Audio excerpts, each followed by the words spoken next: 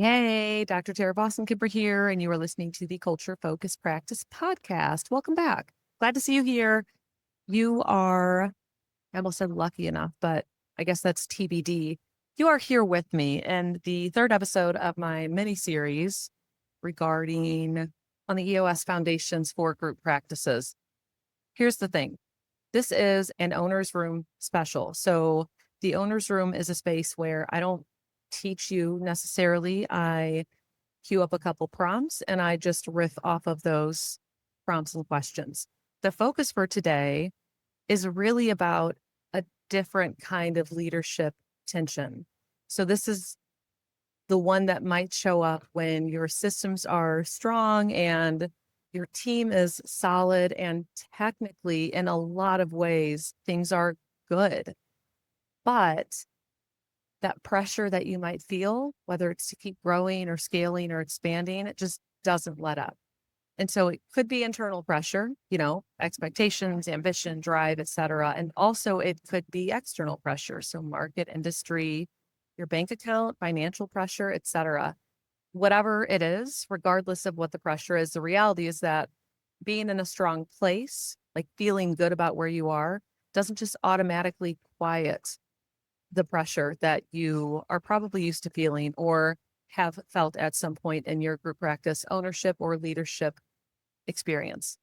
I would even go so far as to say that sometimes doing well can ramp up that pressure before we can sort of tamp it down. And I don't mean tamp it down like snuff it out and act like it doesn't exist. I mean, sort of form a new relationship with it, have a different understanding of it. So today we're basically talking all about what it feels like to want to grow from a stable foundation, but how different that pressure feels compared to like early scrappy days. Prompt number 1. What personal expectations are driving my pressure to keep growing even when the foundation is solid? Not salad like the salad you eat, but solid like a solid or a gas. So again, what personal expectations are driving my pressure to keep growing even when the foundation is solid? Oh, hit myself with a good question, didn't I? So I think there's a few different things here. For me, there's a few different things. One is internal drive. I just have it. I don't force myself to want to do things. I don't work hard to have grit or to be driven or to have ambition. It just, there's a ball of energy inside of my body and it needs a fucking outlet. Honestly, it feels existential in that I want to savor every moment of life that I can. I know that I'm walking towards death. We all are basically marching towards our own demise. And I want to gorge myself on my life with as much as possible. And I want to gorge myself on the things that are meaningful and valuable and in alignment with my own values and integrity. And I want to surround myself with people who are fucking awesome. And so it's like all of these things sort of coalesce together with my practice where there's bomb ass people, where I feel so integrity driven and so like purely cleanly focused on being of service and of value through the lens of my core focus and of our core values. It's hard not to want to inflate that a little bit more. I don't mean inflate like in a superficial inflation way. I mean like literally expand it so that it takes up more space to the extent that it can sustain it. I don't ever want something to grow past the point of being able to maintain integrity. That is just not, I'm not willing to do that at all. But my like the drive, my personal expectations, like what is that stuff? It's not anything other than I love building out systems. I have a lot of ambition and drive and sort of fortitude and tenacity. And I think also there's a need for creative expression in a very unique way. But I like to bring concepts to life. There's something that is like a creative expression with this, where I have to look at it from a bunch of different angles, like the user experience and the business experience and the employee experience. And philosophically, what does this do? Like big picture, how does this fit with who we are? There's some sort of like creativity in building something out and being able to move it around and mold it in ways that really maintain integrity and alignment with values and serve people and, all of those things all together matter to me. It doesn't feel like expectation as much as it does energetic output. Like I need output. What I will say is that it is hard to shift out of something I know well into something I don't know as well and I don't have as clear a concept of. So, for example, if I'm shifting from my group practice to consulting, for example, it has taken me literal years of thinking about, talking about, processing, being in, grappling with, consulting to really get a sense for what is it that I can actually be of value to others about or with. B, what really speaks to me? Like what's really valuable and significant for me as a person? C, how do I build something that isn't just more of the same? D, how does this all fit together? Not only, sure, the offers that I have and the core values that I have, but also like big picture, what does this mean in 1, 3, 5, 10 years? What is it that I'm seeking to build? And so when I talk about liking this like sort of creative output, that's kind of what I mean, that when I'm creating something, I don't want to just create a thing. That's easy. It's easy just to say, here's a course. I'm just going to create this. Yeah, fucking fine. That's fine. I can't just do that though. If I'm creating something, I need it to fit inside of a really large like ecosystem and framework. And if I don't have a framework, it's hard for me to sustain something. I just have one more story. When I was really early days in my group practice ownership, I was part of a little mastermind and I was doing everything. Of course, I'm always doing everything, but I was doing everything. Like I was teaching and I was supervising for state licensure and I had interns and I was wanting to build out some courses and I had clients and I was trying to grow group practice and I had a baby and I was dissertating. God, I was nuts. I still am probably. And somebody said to me, what do you want to do? Like, what is it? What do you want to do? What is it that you're running from? I was like, oh God, I want to do everything. And I'm not running from anything. I'm running towards the things that I want. So that's always my problem. It's like running towards things and then, oh God, like deciding what things and how do I focus and where do they live? And then trying to, again, creatively build out this big framework and ecosystem for where things can live and where they stay grounded and how they can further develop, et cetera. So that's actually a great segue to prompt number 2, which is when does growth feel exciting and when does it start to feel compulsory? I feel like I've learned this the hard way. Growth always feels exciting for me at the inception, an abstract concept, figuring out how it fits and where it lives and who does what and how we bring it to life. Initially, I would try to do all of the things when I was the one in all of the roles, especially earlier on in my group practice. I would try to be the one to do all of the things and then I would just lose steam quickly. And if something wasn't a priority to get done, sort of, I was more in reactive mode than proactive. And I was trying to do 10 things in a quarter instead of maybe isolating that down to 1 or 2. It would just fall flat. It just, things weren't actually sustainable the way that I was doing them. It's very easy for things to feel compulsory to me.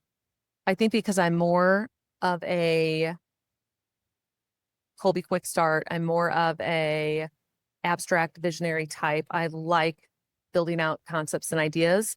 I do not like the maintenance of anything.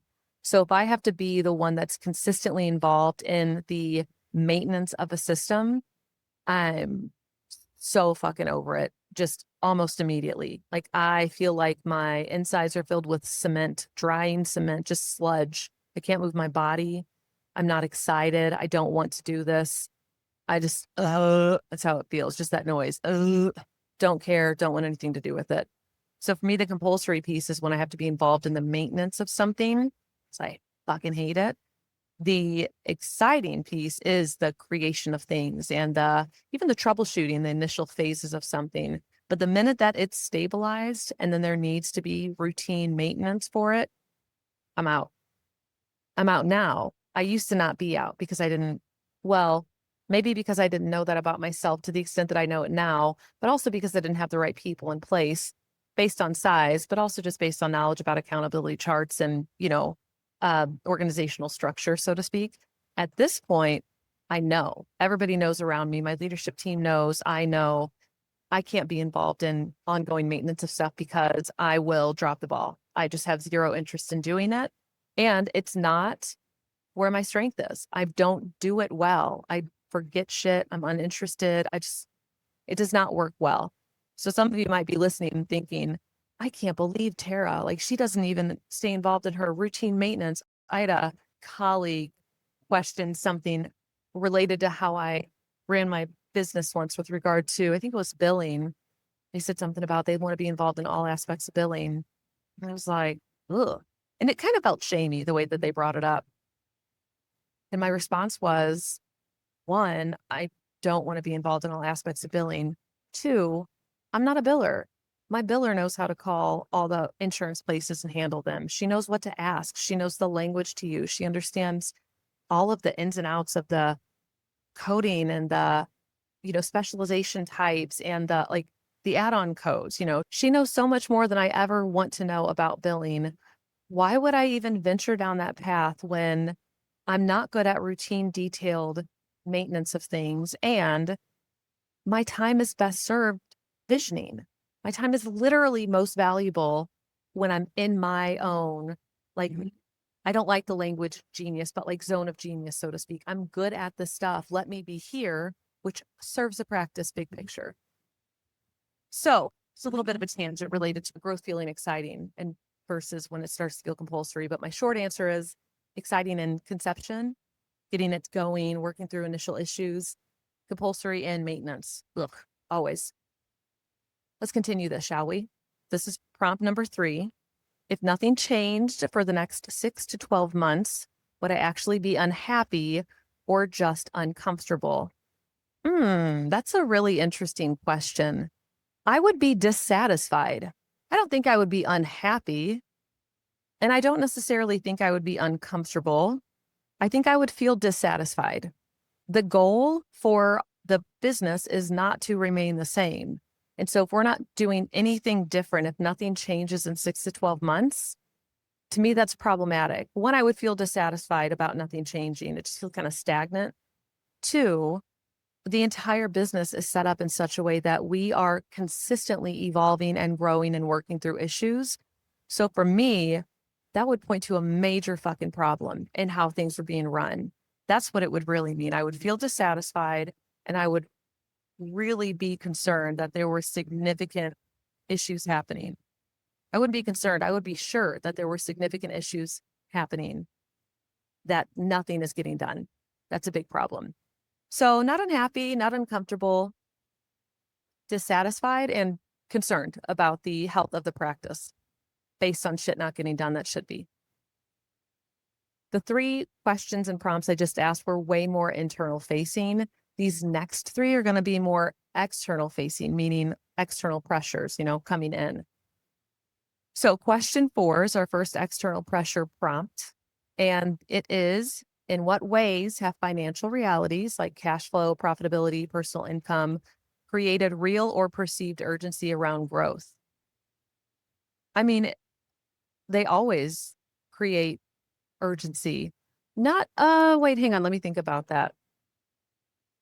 I would say they're always a factor. I don't necessarily know if I would say they create a sense of urgency, although I will say when the systems are set up to support a 15 clinician team or a 20 clinician team, meaning like operations and the number of support staff we have, and then our clinician count dwindles down to 12.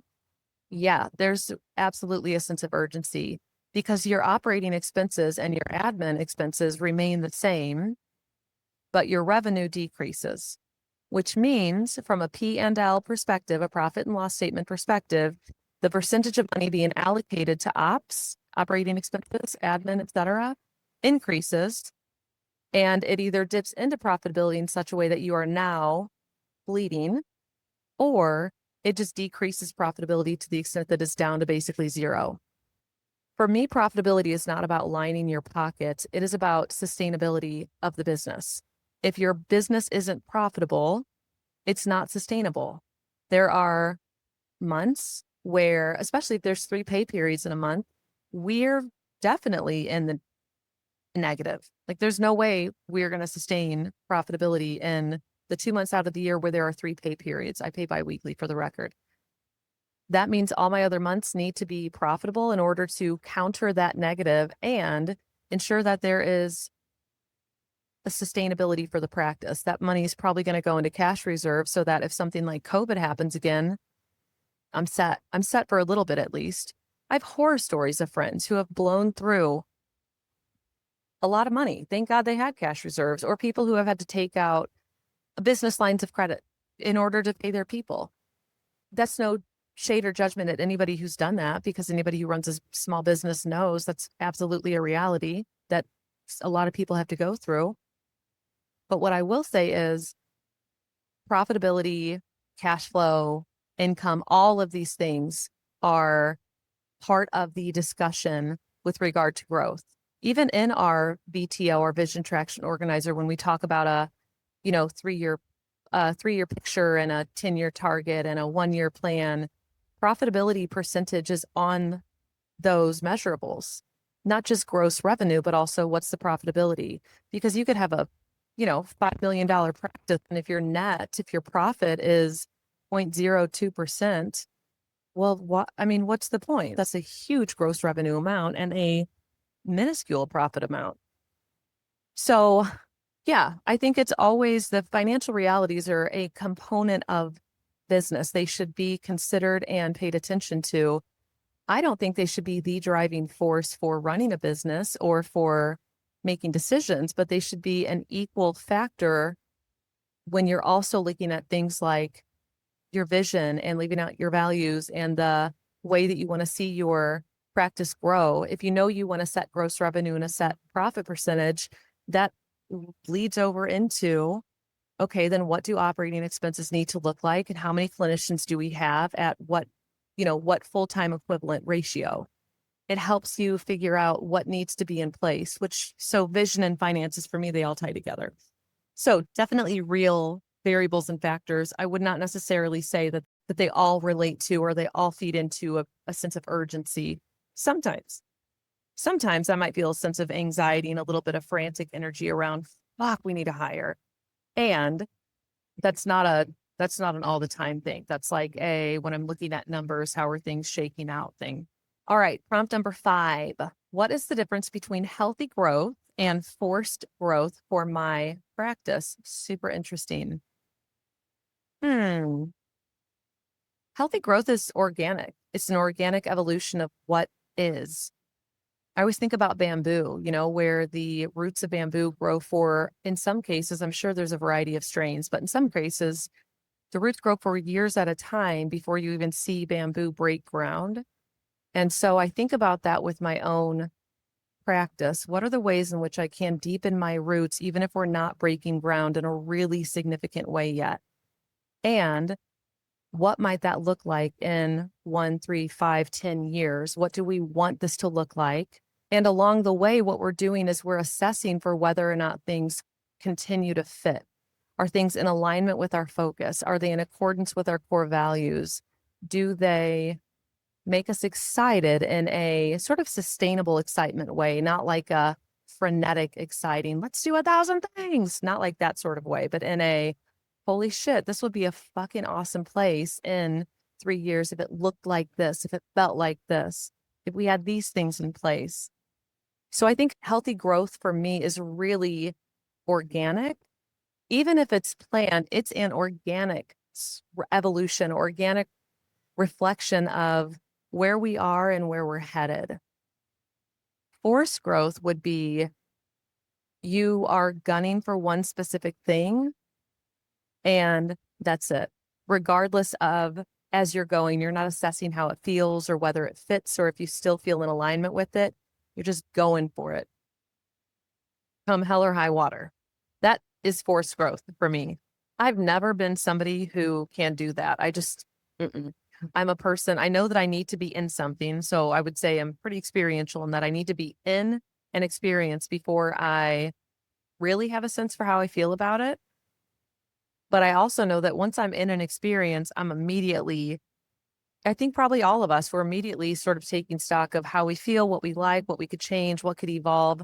That is a constant happening at my practice, whether it's a function of how I show up as sort of a trickle down of leadership, or it's built in because of EOS and it sort of forces us on a quarterly basis for sure to assess where we're going, if we're all on the same page and still in alignment and still excited, and what might need to change in that process.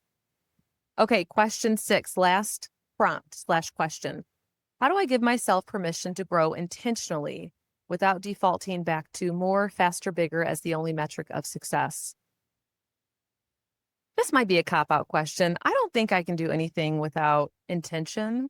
Like once it's in the mix, it's hard for me to let go of.